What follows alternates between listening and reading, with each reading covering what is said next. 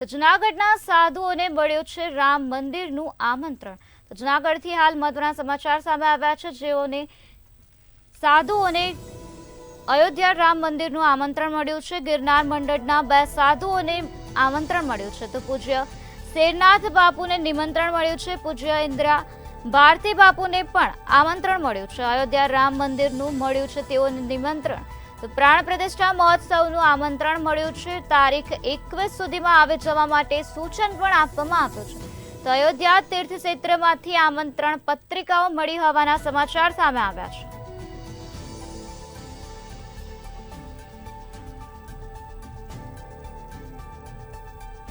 તો તારીખ 21 સુધીમાં સાધુઓને ત્યાં આવવા માટે સૂચન આપવામાં આવ્યું છે। અયોધ્યા તીર્થક્ષેત્રમાંથી આમંત્રણ પત્રિકાઓ મળી છે।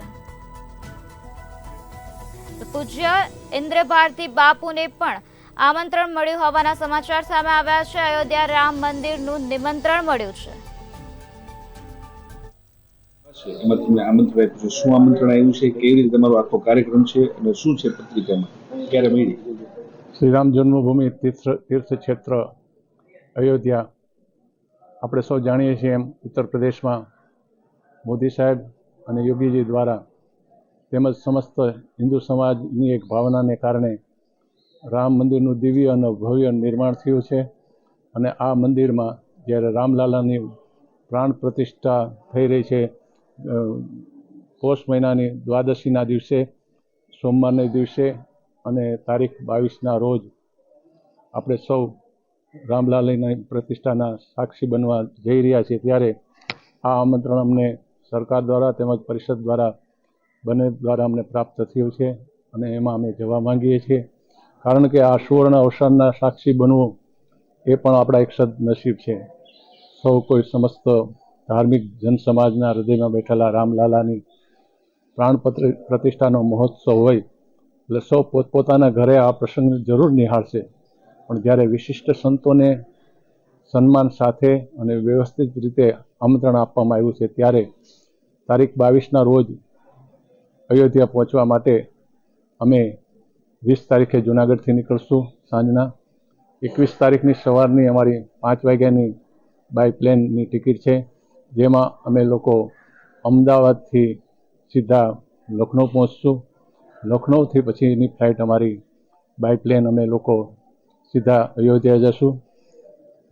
21 તારીખે બપોર સુધીમાં અયોધ્યા પહોંચવાનો છે લગભગ અમારો કાર્યક્રમ, અને 21 તારીખ પછી 22 તારીખના રોજ આ કાર્યક્રમમાં દર્શનનો લાભ લઈ રામલાલાની પ્રાણ પ્રતિષ્ઠા મહોત્સવના પ્રસંગે મોદી સાહેબના પ્રવચનને સાંભળી સૌ સંતોના દર્શન કરી, રામ મંદિરના રામજીના દર્શન કરી 22-23ના રોજ બપોર પછી અમારું પ્લેન કાશીનું છે અયોધ્યાથી, અને કાશીથી પાછા અમે 23 તારીખે અમદાવાદ આવવાના છીએ। આવો આપણા સૌના સદનસીબ કે હજારો અને લાખો વર્ષ પહેલાં શ્રી રામચંદ્રજી ભગવાને મર્યાદા પુરુષોત્તમે પોતાનું જીવન મર્યાદિત જીવિત અને ખૂબ જ આપણે શુભ સંદેશ અને સંસ્કારનો વારસો આપ્યો છે। એ પરંપરાને પુનર્જીવિત અને પ્રકાશિત કરવા માટે સરકારનો એક અદ્ભુત પ્રયાસ, અને એ પ્રયાસમાં સફળતા પ્રાપ્ત થઈ અને આજે જ્યારે ઇતિહાસમાં સુવર્ણ અક્ષરે આ એક પ્રસંગનો જ્યારે લેખન થઈ રહ્યું છે, ત્યારે સૌ સંતો આમાં હાજરી આપવા જઈ રહ્યા છે।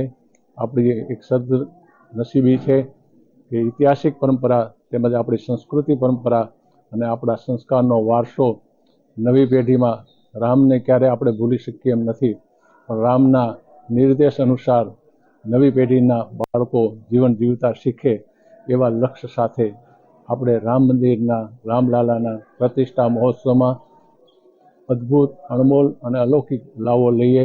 એવમ અસ્તુ। આપ સૌને જય શ્રી રામ। જી